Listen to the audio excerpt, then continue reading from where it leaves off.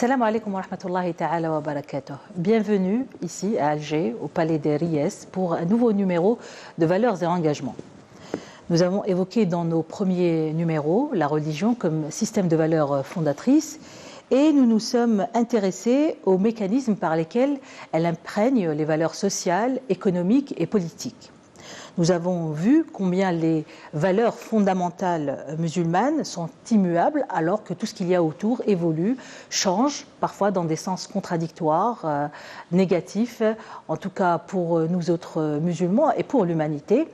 Parmi ces valeurs, ces principes qui sont inchangeables, il y a la nécessité de préserver la vie, la nécessité de préserver l'esprit par l'acquisition du savoir et de la connaissance, par l'acquisition continuelle du savoir et de la connaissance, la nécessité aussi de préserver la lignée et l'honneur par l'interdiction de la fornication, mais pas seulement, par l'interdiction de l'adoption, par le fait qu'elle empêche l'enfant adopté de connaître ses véritables origines, mais par la permission du parrainage, la nécessité de préserver la propriété par l'interdiction du vol, de la corruption, des détournements, par l'obligation de respecter l'héritage en temps et en heure, mais aussi par le respect de l'héritage dans le cadre des règles qui ont été édictées par Allah subhanahu wa ta'ala. Tout cela pour préserver en fait quoi ? Pour préserver la société, pour lui permettre de devenir et d'évoluer vers une civilisation, comme cela a été le cas auparavant, une civilisation rayonnante, stable, développée. Aujourd'hui, ce que nous observons dans notre société algérienne, mais aussi dans les sociétés musulmanes, et pour tous les musulmans, là où ils sont, des changements, parfois des bouleversements qui sont brutaux et qui ont parfois un effet, au mieux, de distorsion, au pire de cassure, sur la structure des valeurs, notamment depuis la domination de cette dictature du matérialisme. Pour tout cela, pour discuter de tout cela, toujours pour nous accompagner, le professeur Issa Belmeki, professeur en anthropologie sociale et politique. Salam alaikum wa rahmatullahi ta'ala wa barakatuh, professeur. D'abord, une question peut-être à mon sens qui est fondamentale, avant de commencer à essayer de comprendre ce qui est évolutif et involutif dans l'islam. Est-ce que comment la foi musulmane observe la raison ? La raison, c'est un attribut humain, donc c'est un don divin que Allah n'a pas donné aux animaux, par exemple, à plusieurs formes de vie dans la création. Ne bénéficie pas de cet attribut spécialement humain. Mais avant de répondre directement à la question, vous avez bien fait d'évoquer cette, je ne dirais pas dichotomie, mais ce changement parallèle qui est dû soit à une évolution, soit à une involution. Il faut clarifier tout ça parce que le problème est sémantique. Évoluer, c'est quoi ? Il faut savoir ce que c'est qu'évoluer. Évoluer, c'est changer. C'est changer, se transformer. Donc, ceci étant, il faudrait savoir dès le départ qu'est-ce qui peut changer et se transformer en islam. C'est très important. Involuer, c'est un terme très peu usité dans ce domaine, donc dans le domaine philosophique et théologique, religieux. Il est plutôt utilisé en mathématiques, en géométrie euclidienne. Quand il y a des transformations à l'intérieur d'un espace donné, ça donne des symétries. Donc une involution, c'est à peu près les mêmes aspects, mais ils peuvent bouger. Les lignes peuvent bouger, mais tout en gardant une symétrie. Donc l'involution, n'est jamais en islam, n'est jamais causal quand il s'agit de, comme vous avez très bien dit, de cassure, de rupture brutale, etc. Donc ça va de pair, l'évolution et l'involution. Alors il faudrait savoir qu'est-ce qui peut évoluer en islam et qu'est-ce qui peut involuer. Oui, on y reviendra justement juste après. Pourquoi je pose la question de savoir comment la foi musulmane observe la raison? Parce que souvent, justement, on accuse les musulmans de ne pas évoluer parce qu'ils ont un problème avec la raison. Oui, parce que là, c'est clair. Il y a peut-être une explication à cette attitude, parce que bon, ça vient surtout de l'Occident. L'Occident, il se prétend, il se veut rationnel. Donc automatiquement, il nous regarde comme des gens irrationnels. Pour moi, c'est des images, c'est des stéréotypes négatifs qui ne sont pas justifiés. Donc il ne faut pas trop se baser là-dessus. La raison en islam, après je vais revenir au sujet avec lequel j'ai commencé, la raison en islam, c'est un attribut humain qui fait partie de l'édifice humain. C'est-à-dire la raison, il n'y a pas de raison, excusez le pléonasme, il n'y a pas de raison pour que la raison domine tout dans ce que fait l'humain. Oui. L'être humain est multifacial, multidimensionnel. Il y a des dimensions humaines où la raison... ne perçoit pas, que la raison ne perçoit pas. Oui, c'est-à-dire elle est inutile, carrément. Voilà.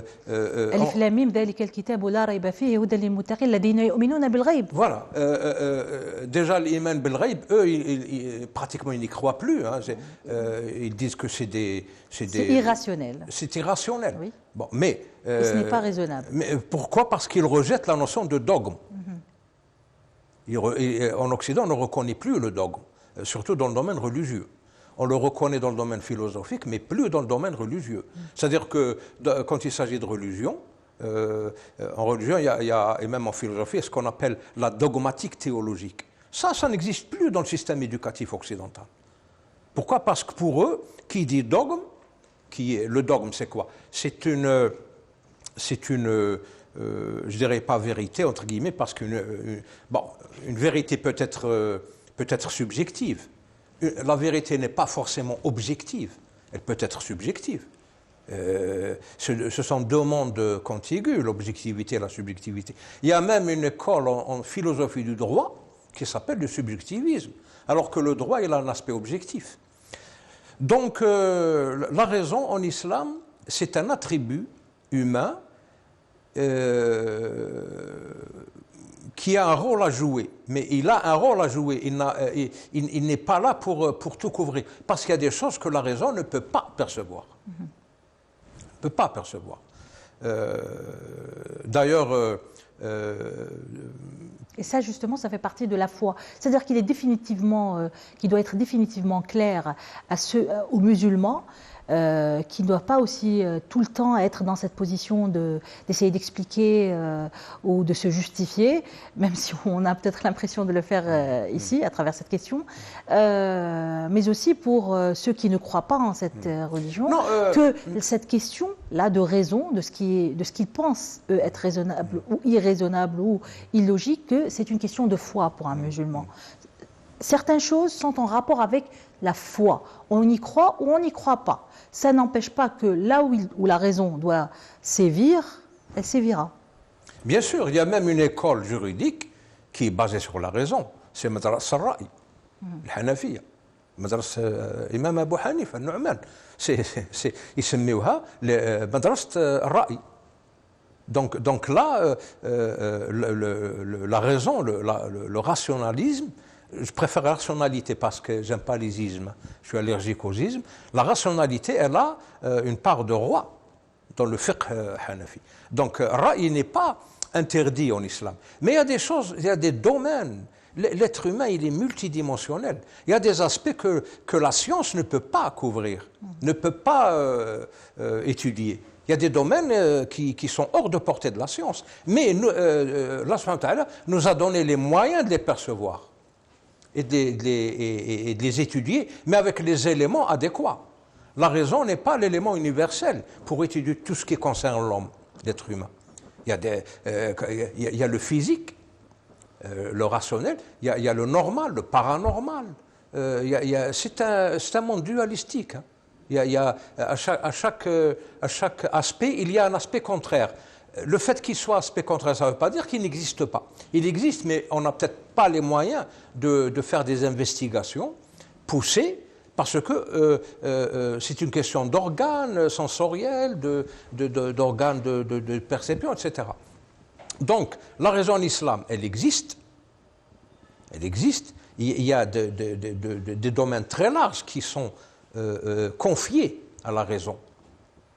D'ailleurs, ça se voit dans la jurisprudence. Absolument. Tous les domaines sont... Par exemple, le qiyas en jurisprudence, philosophiquement parlant, c'est un processus de raison, rationnel. Oui. C'est un processus rationnel, puisqu'on l'utilise en mathématiques, le raisonnement déductif.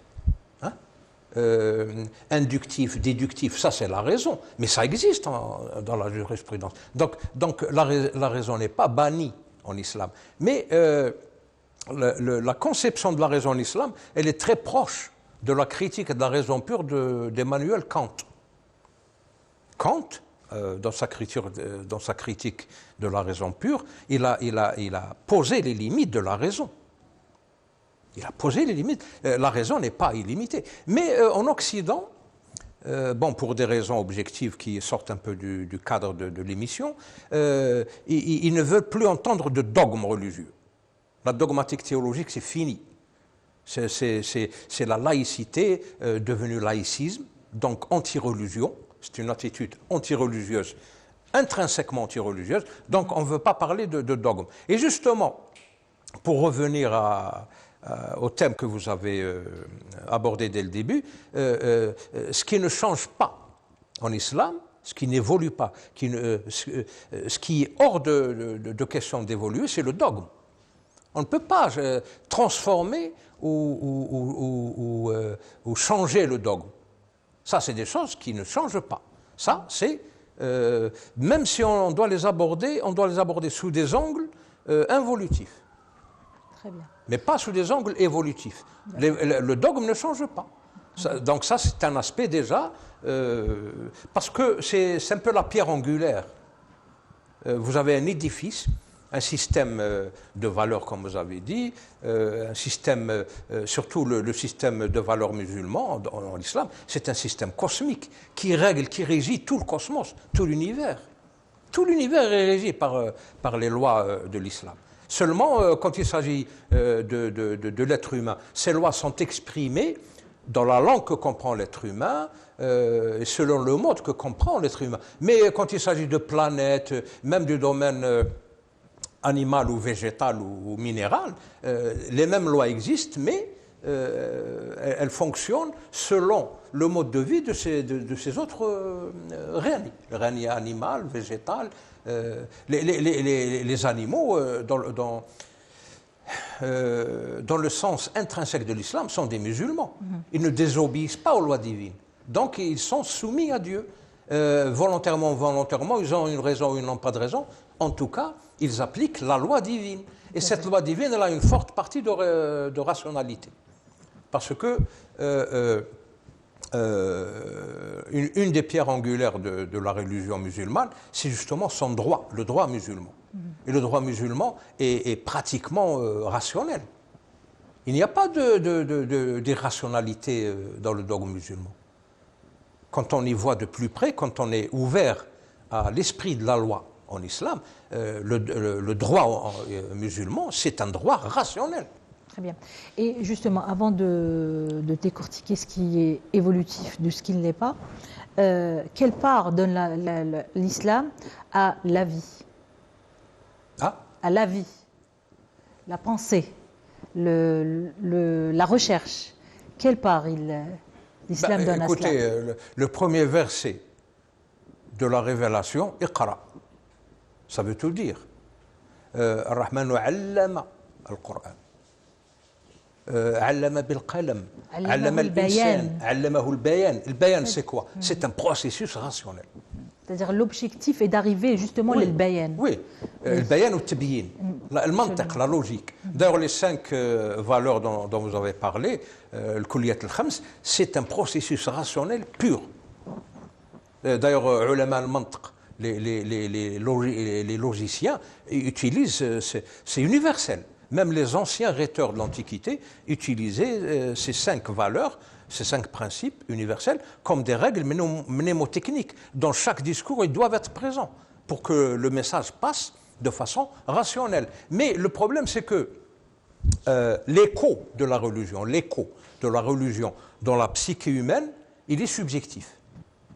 C'est ça au départ, c'est rationnel, mais l'écho devient subjectif. Parce qu'il y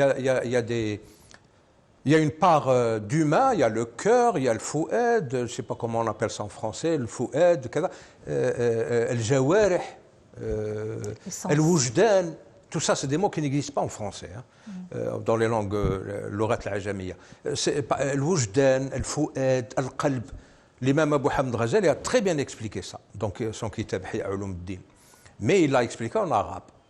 C'est ça les dimensions de l'être humain. L'être humain est multidimensionnel. L'être humain ne peut pas, l'être humain, s'il se confine dans la rationalité, il se lobotomise, il devient lobotomisé.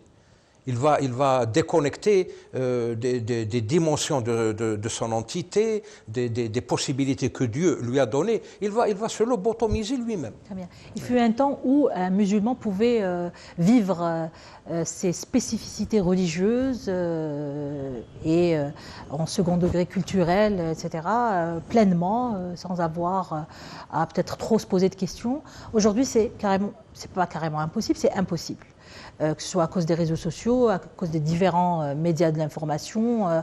Bref, en tout cas, si les frontières physiques sont toujours existantes et même elles sont encore plus opaques, les frontières intellectuelles, elles sont là totalement ouvertes. Et donc, ce musulman aujourd'hui, on lui demande de peut-être revoir justement ses valeurs, les valeurs musulmanes.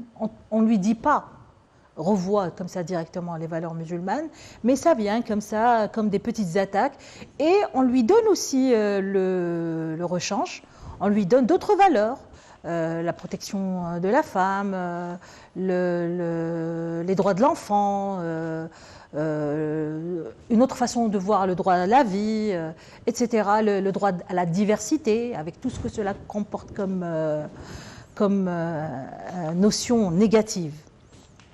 Alors comment aujourd'hui il est possible pour un musulman justement de vivre sa vie moderne sans se défaire de ces valeurs, en tout cas fondamentales musulmanes? Comment?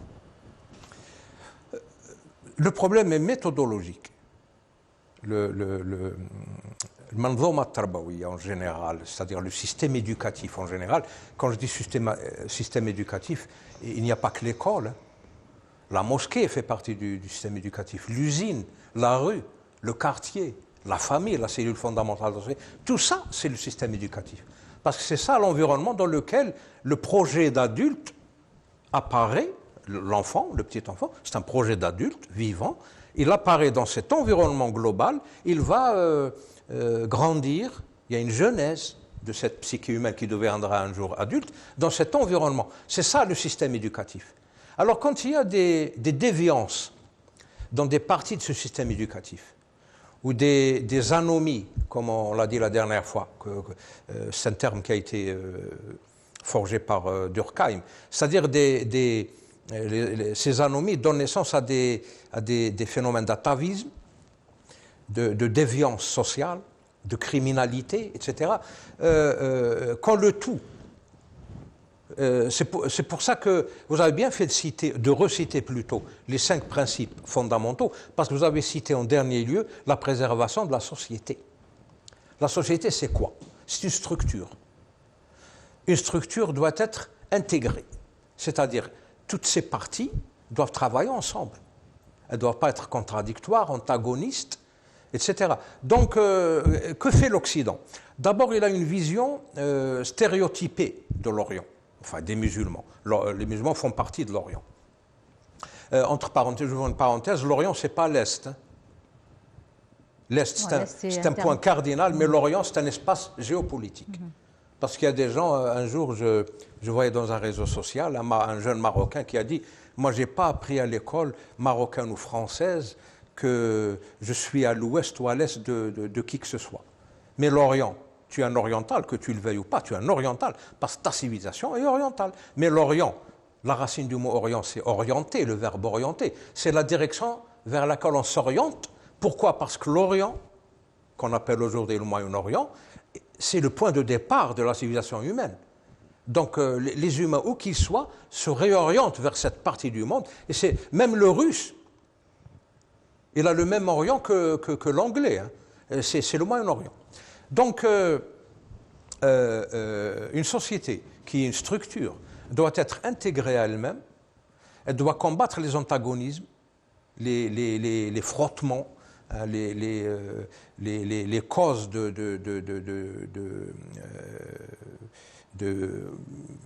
je sais pas moi, les causes de problèmes sociaux qui peuvent dériver vers une criminalité ou un atavisme quelconque. Pourquoi je dis atavisme? Parce qu'il y a beaucoup de musulmans qui n'ont plus rien à voir avec l'islam. C'est un phénomène d'atavisme. Ridda. Ridda مش مقصودة. Ridda.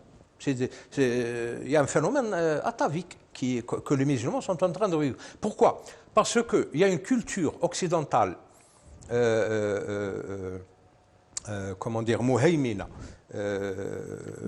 dominante, qui a une vue stéréotypée négative sur la civilisation orientale et qui a imposé par pur instinct suprématiste sa vue sur les musulmans. Les musulmans doivent relire les textes fondateurs de leur religion. Prenons par exemple un verset du Coran. Ou plutôt le résumé de plusieurs versets. L'iman billah, amantu billahi wa malaikatihi. Déjà, le monde des anges est invisible. Comment voulez-vous qu'on prouve rationnellement que le monde des anges existe? Allez, dites-moi. Donc, il y a un monde parallèle à ce monde réel qui existe parce que il est créé par Dieu et cité par Dieu. Et je dois y croire. C'est une question de dogme. Amantu billahi wa malaikatihi wa kutubihi. Kutubihi, donc le dernier révélé, c'est le Coran. On va revenir au Saint-Coran. Wa kutubihi wa rusulihi wa bil yawmil akhiri wa bil qadari khayrihi wa sharrihi min Allah. C'est ça le fondement de la foi. Alors, dans ces 6 fondements, il y en a 2 qui sont rationnels, qui se basent sur la rationalité. Par exemple, le Saint-Coran. Il y a une multitude de versets qui incitent à la réflexion et à la méditation. لعلهم يتذكرون لعلهم يتفكرون علم الإنسان ما لم يعلم علم بالقلم. C'est quoi le qalam? Ça symbolise quoi? La quête du savoir, la science. Donc, la religion de l'islam, si l'Occident veut nous faire croire que c'est une religion qui n'est pas réaliste, qui est utopique ou n'importe quoi, c'est sa vision stéréotypée négative à lui. Je ne suis pas tenu d'y croire, mais c'est à moi de me réviser, de faire des recentrages, et là on est en évolution-involution, je fais des recentrages, je fais la relecture de mes textes fondateurs, je fais des mises à niveau au fur et à mesure, etc. Parce que... Avant que vous disiez, justement, pour comprendre c'est quoi cette relecture des textes fondateurs, il ne faut pas oublier que nos sociétés sont plutôt faibles. Donc, quand vous dites on n'a pas à les écouter ou à être influencé par eux, il faut dire la réalité. Et la vérité, c'est que nos sociétés sont totalement faibles, soit intellectuellement ou matériellement. Là, il y a une causalité. Tahsil hasr. Ça ne veut pas dire qu'on est génétiquement faible. Non, pas du tout. C'est une conséquence qui a ses causes. Il y a une relation de cause à effet pour arriver à cette situation. Et là, c'est un défi. Les musulmans se trouvent devant un défi qu'ils doivent relever. D'ailleurs, l'école d'Arnold Toynbee, qui est un disciple qu'il reconnaît lui-même être le disciple d'Ibn Khaldoun, qui est le fondateur de la sociologie d'histoire. Il propose une école d'interprétation de la philosophie de l'histoire qui crée une dialectique entre le défi et la civilisation. Les civilisations se font toujours quand on a quelque part relevé un défi. Et justement, il y a une deuxième donnée immuable. Toutes les civilisations sont créées par des sentiments religieux, donc par des religions. Donc, relever le défi avec un esprit religieux. C'est ça ce qui fait la civilisation. Alors qu'une fois la civilisation fondée et développée, il y a des gens qui sortent comme ça et qui commencent à saper les fondements rationnels.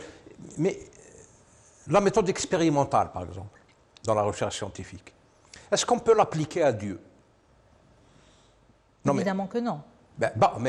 Moi, je pose la question aux rationnels, aux rationalistes.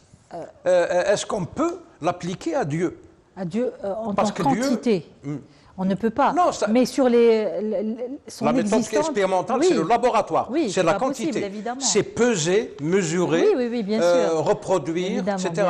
Est-ce qu'on peut appliquer ça à Dieu? Non, bien sûr. C'est impossible. Donc Dieu, la divinité, la dogmatique théologique relève d'un autre domaine de connaissance. Processus de déduction, en fait.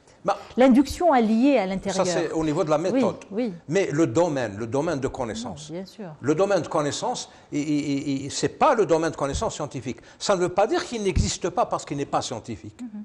Il existe. Je ne sais pas moi, le mystère existe. Il n'y a pas un seul scientifique sur Terre qui pourrait démontrer, prouver que le mystère n'existe pas. Les gens qui croient au mystère, aux choses cachées, le ghaib, ne peuvent pas démontrer qu'il existe. Mais lui non plus ne peut pas démontrer qu'il n'existe pas, parce que ce sont deux domaines de connaissances différents.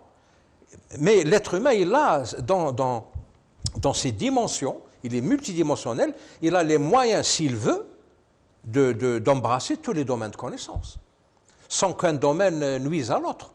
On peut être rationnel et croire en Dieu. Parce que moi, je vous donne un exemple, scientifiquement parlant. Le sens de la vue, par exemple. Nous avons une vue qui se limite entre l'ultraviolet et l'infrarouge. C'est-à-dire tout ce qui est, toute la bande passante entre l'ultraviolet et l'infrarouge, je ne peux pas le voir. L'ouïe, c'est la même chose. Tout ce qui est en dessous de 16 Hz ou au-dessus de 20 000 Hz, je ne peux pas l'entendre. Un chien entend les ultrasons, moi je ne les entends pas. Donc déjà, mon ouïe est limitée, ma vue est limitée, mon toucher, je ne peux pas supporter une chaleur supérieure à 60 degrés, je me brûle, etc. Tous mes sens sont limités. Comment voulez-vous qu'avec mes sens, je puisse percevoir l'illimité?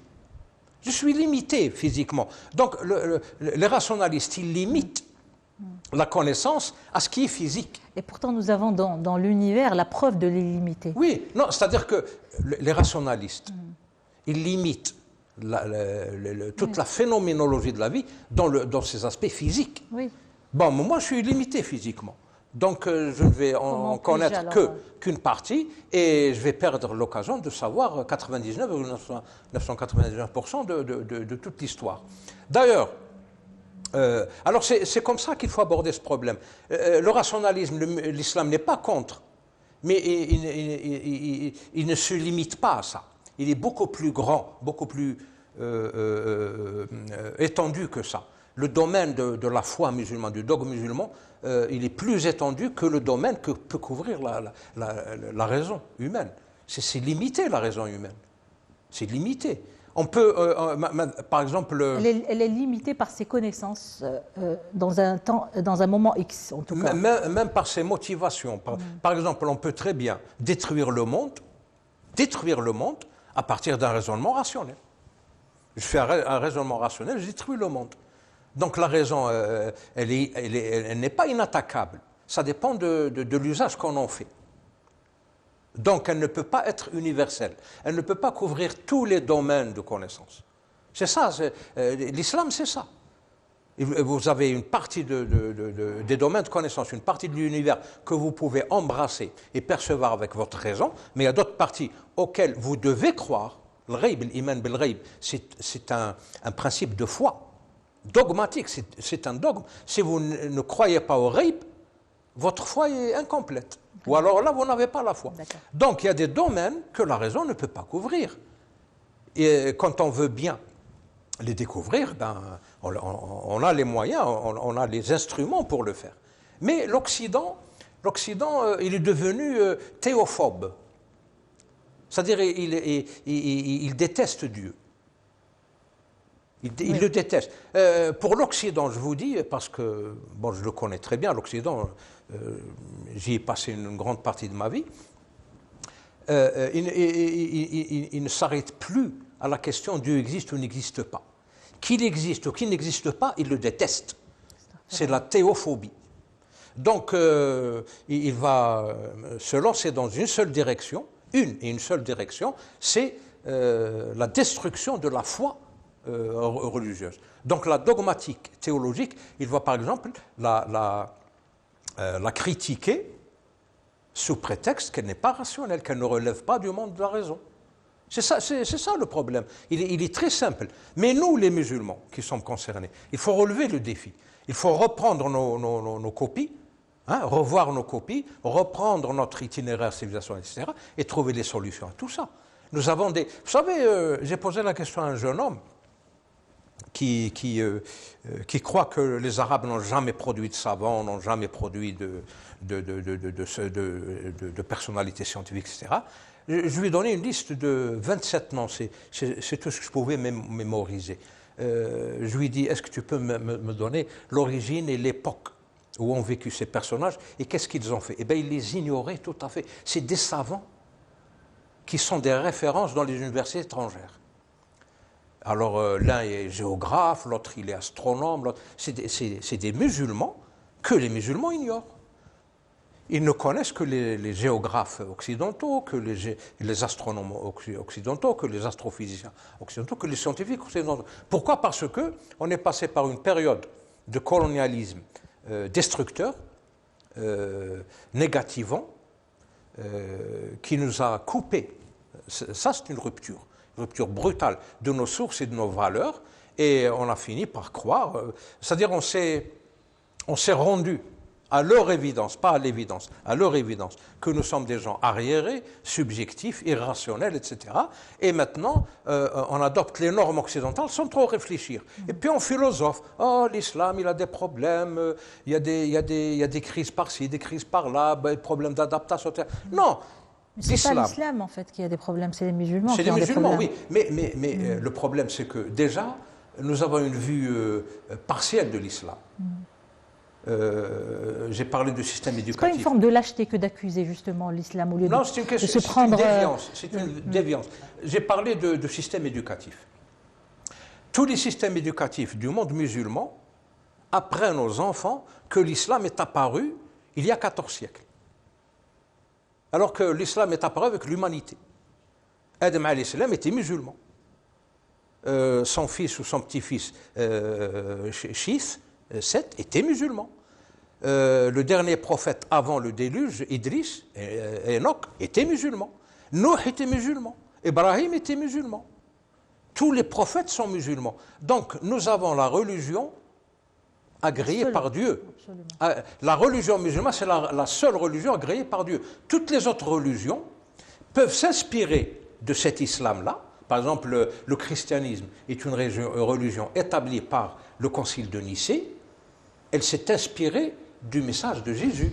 C'est-à-dire que ceux qui ont cru Moussa alayhi salam, Moïse, étaient musulmans, et ceux qui ont cru en lui, c'était des musulmans. Isa alayhi salam était musulman, et ceux qui ont cru en lui étaient des musulmans. Après, ce qui s'est passé, c'est que... il y a eu des contre-risalat, des risalat mudadda, des contre-révélations.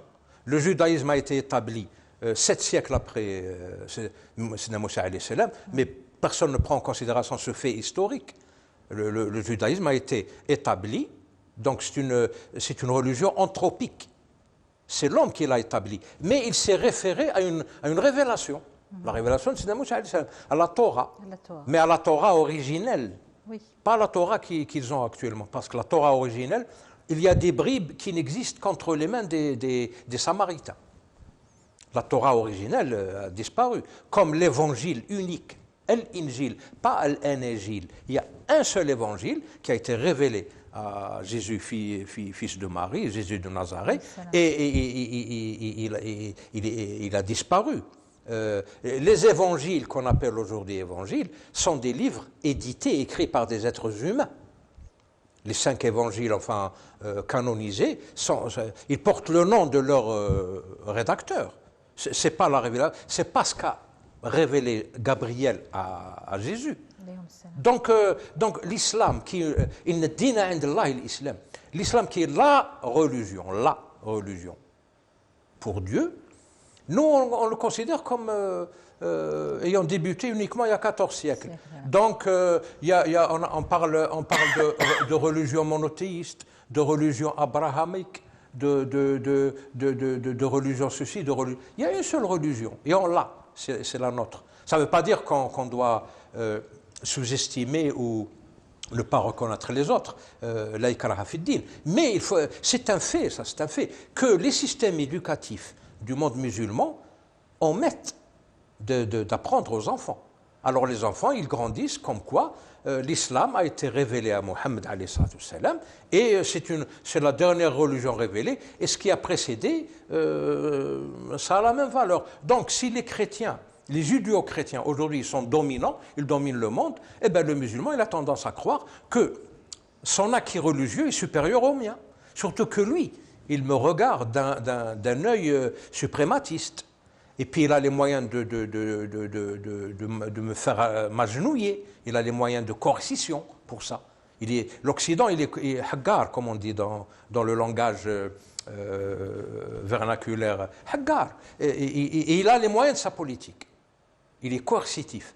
Il a les moyens de coercition économique, politique, militaire pour nous faire nous agenouiller et nous imposer sa vision de... Eh bien, c'est à nous de nous relever, c'est ça le défi. Et quand on se relève, on va rétablir notre civilisation.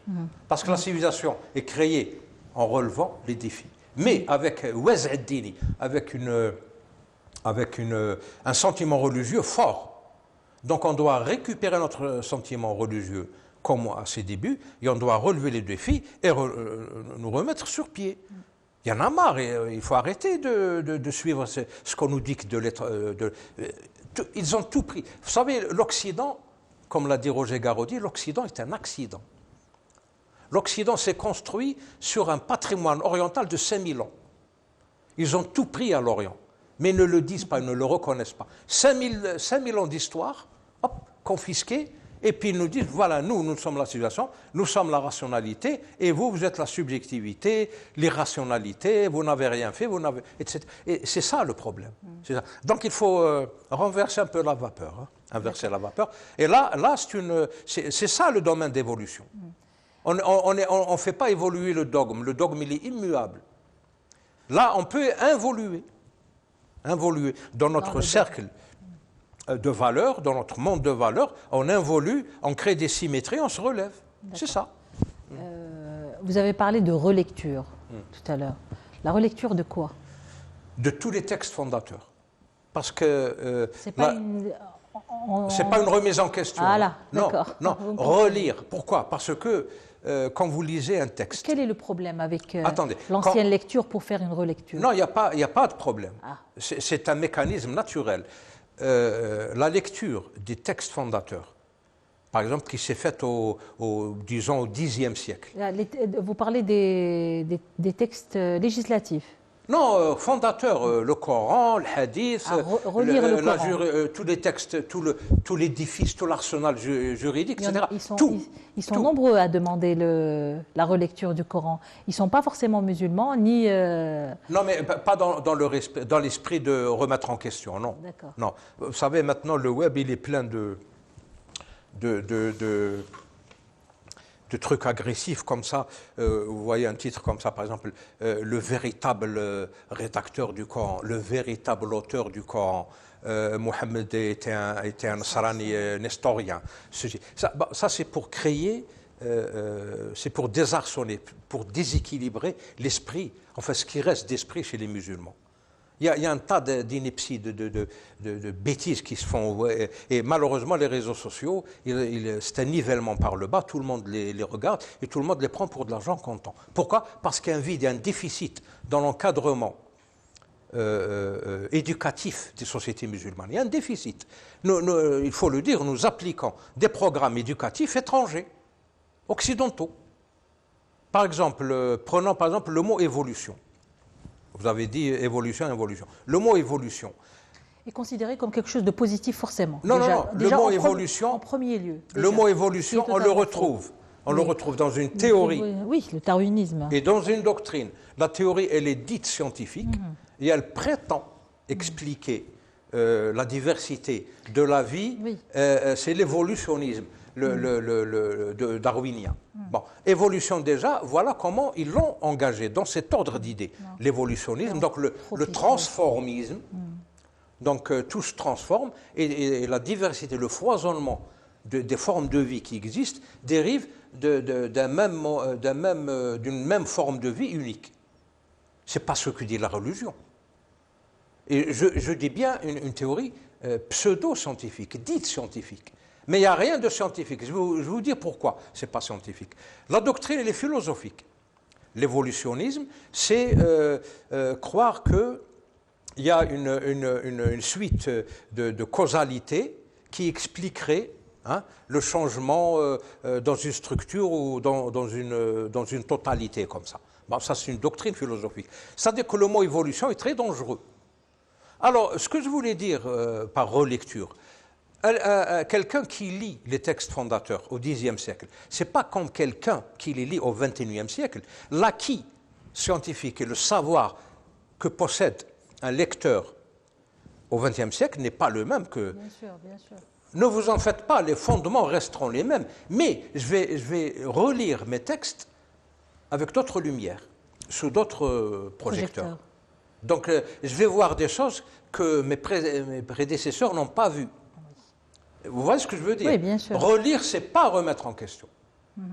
C'est reprendre, parce qu'il y a plusieurs lectures. Alors, le piège qu'il faut éviter, c'est le piège de l'école de déconstruction de Jacques Derrida. Madrasat Tafkikiya. Jacques Derrida, c'est un Algérois, c'est un Algérien. Qu'est-ce qu'il dit? Il dit que quand un lecteur lit un ouvrage, un livre, ce livre n'appartient plus à son auteur. Il appartient au lecteur. Il en fait ce qu'il veut. Imaginez un peu si on appliquait ça au Coran.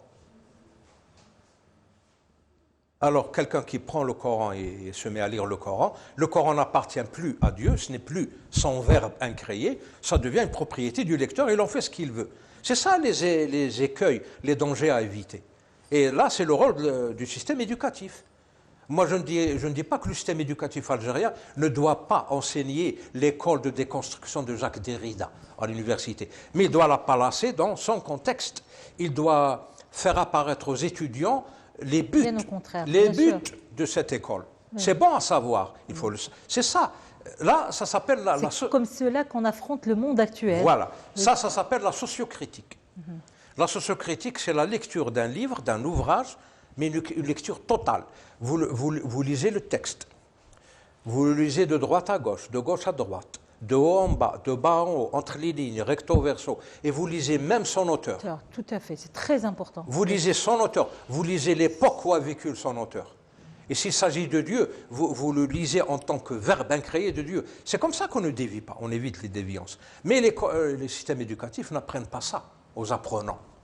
Ils leur apprennent des visions et des données occidentales. Par exemple, à l'université algérienne, on apprend l'évolutionnisme darwinien aux étudiants.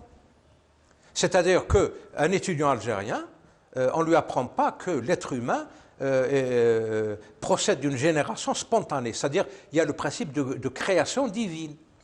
Génération spontanée, ça ne veut pas dire instantanée.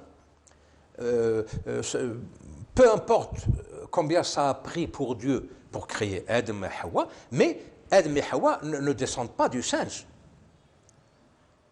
خلقنا الإنسان في أحسن تقويم ثم رددناه أسفل سافلين إلا الذين آمنوا وعملوا الصالحات. C'est-à-dire qu'il y a une lignée d'êtres humains qui ne sont pas dégradés, qui n'ont pas périclité, comme les hommes de caverne, etc., et qui sont justement derrière la civilisation orientale. Ard al-Nubuwat, c'est quoi? C'est l'Orient. Donc, nous avons en notre possession, mais virtuellement, tout devient, pour nous, notre religion, notre civilisation, tout devient virtuel. Et c'est ça le problème. Il faut qu'on le rende réel de nouveau. Il faut qu'on rende notre acquis civilisationnel, notre patrimoine religieux, théologique, etc. Il faut qu'on le rende réel comme il était avant. Il faut s'imposer avec ça. C'est ça le... Qu'est-ce qui est involutif vraiment et comment savoir que cette chose-là est involutive et qu'est-ce que cela veut dire vraiment involutif? Involutif, c'est à l'intérieur du un dogme. Mouvement, un changement de ligne, mais à l'intérieur d'un espace fermé. Mais qu'est-ce qui peut être involutif justement? Par exemple, des choses qui ne touchent pas au dogme, parce qu'un dogme c'est établi, c'est reconnu, c'est pas négociable, mais tout ce qui ne touche pas au dogme, donc la aqida, tout ce qui ne touche pas au dogme et qui soit fondamental, on le revoit. On fait bouger les lignes, mais à l'intérieur de l'espace du dogme musulman. C'est ça l'involution. C'est très limité. Hein. D'ailleurs, c'est un terme qui est utilisé surtout en mathématiques, en géométrie euclidienne. On ne l'utilise pas en philosophie couramment. Donc, c'est ça. Mais l'évolution, c'est ouvert. Hein. L'évolution, si elle n'aboutit pas à une transformation, à un changement du dogme, vous pouvez évoluer dans n'importe quel sens que vous voulez. L'ancrage, c'est le dogme, l'aqida. L'aqida, ce n'est pas négociable. Et les textes fondateurs sont très clairs là-dessus. D'ailleurs, c'est pas soumis à une discussion, l'aqida. C'est comme ça et c'est comme ça. C'est pas soumis à discussion.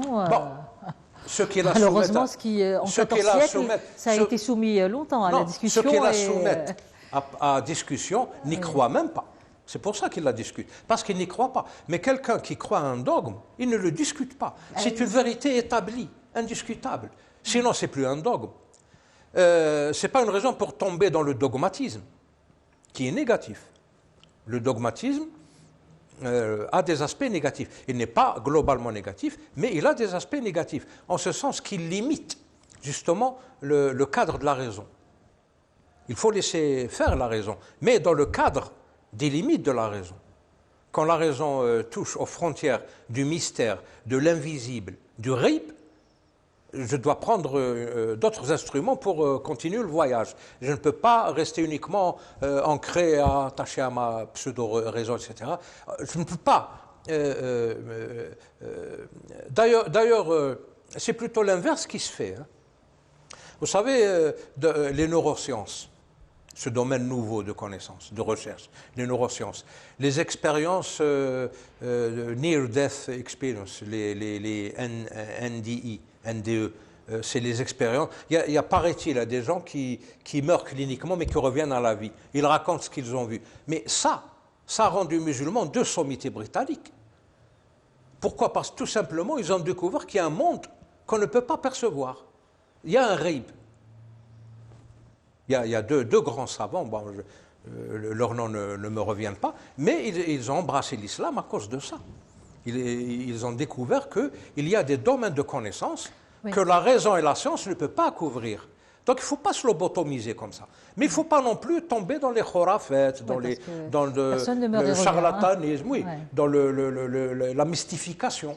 Le mystère, c'est une chose, mais la mystification, c'est une autre. La mystification, c'est une façon de rire au nez des gens. Il ne faut pas être mystificateur. Reconnaître le mystère, essayer de l'étudier, mais il ne faut pas être mystificateur. Très bien. Maintenant, le problème aussi qui se pose, c'est qui va dire que ceci évolue et ceci n'évolue pas, ou cette chose-là va évoluer et celle-là... Il faut revenir aux sources. Qui va le faire? Il faut revenir aux sources. Le fondement, le qawa'id, le fondement de la religion musulmane sont déjà établis. on aurait... Non, mais qui va le faire? C'est pas n'importe qui, c'est pas n'importe quel être humain, c'est pas n'importe quel musulman qui va lire le Coran et qui va dire, ou les hadiths, ou les livres de la jurisprudence, et va dire, oui, bon, alors finalement, ceci va évoluer, ceci ne va pas évoluer, etc. Non, c'est pas n'importe qui va faire ces analyses-là, ces lectures-là. Il faut les former. Donc il faut avoir un projet sociétal dirigé en ce sens. Nous avons un projet sociétal occidentalisé ou occidental. Comment voulez-vous qu'on forme cette catégorie de gens, d'intellectuels? On ne le fera jamais parce que notre projet sociétal est imposé par l'Occident. C'est ça le problème réside ici. Mais quand il y a une conscience collective qui admet que nous avons un acquis bien fondé, qui a ses fondements, il faut revenir à ses fondamentaux. Avec un nouvel esprit. J'ai parlé de relecture, c'est ça la relecture. Mais ne fais pas une relecture qui veut. Ce n'est pas une affaire de café ou de caniveau ou de comptoir. Ce n'est pas des discussions de comptoir, ça. C'est des discussions académiques, dans des milieux privilégiés, spécialisés, dans des milieux universitaires. Mais comment voulez-vous qu'on arrive à ça si dans votre université on bannit ce genre de connaissances? On apprend aux étudiants l'origine de la diversité des langues, c'est une histoire du tour de Babel, c'est la Bible. Notre référence, c'est la Bible, ce n'est pas le Coran. L'origine de la diversité des langues, en Algérie, on l'apprend aux étudiants universitaires à partir du mythe de la tour de Babel. Les enfants de Noé, etc. Mais c'est faux tout ça. Bon, à la limite, enseignez ça, mais enseignez en parallèle l'autre thèse et faites une comparaison.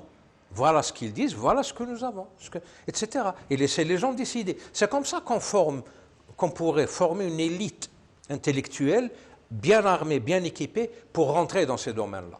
Nous, pour le moment, on se contente de projets sociétaux occidentaux, dictés, imposés par l'étranger. On est bien, on se vautre dans notre pseudo-confort de nihilisme intellectuel. Mais c'est ridicule tout ça. Ou on croit à une chose ou on n'y croit pas. Être ou ne pas être, là est la question. Donc il faut absolument reprendre conscience, parce que là on est... l'Umma, la nation musulmane, elle est... non, elle est semi-comateuse. Hein. Elle est dans un état de semi-comateux. Donc il faut qu'elle se réveille, qu'elle revienne à ses fondamentaux et déblayer un peu le terrain, parce que Salaf Salih est devenu salafisme, etc. Le salafisme a donné naissance à quelque chose qui n'a jamais existé, le morji'a, le wahhabisme, le madkhalisme, etc. On nage dans le... Très bien, on continuera ça voilà, donc il faut revenir aux fondamentaux. Fondamentaux, aux choses indélébiles, inattaquables, et reconstruire notre édifice à partir de là. C'est la seule voie du sud. Et là, on saura ce qui est évolutif et involutif. Là, on le saura. On continuera ça la semaine prochaine. Merci, professeur Belmeki. Merci à l'équipe de la régie mobile de Qanat Al-Qur'an Al-Karim avec le réalisateur Kamal Hamza. Merci à vous de nous avoir suivis. Salam alaikum wa rahmatullahi ta'ala wa barakatuh.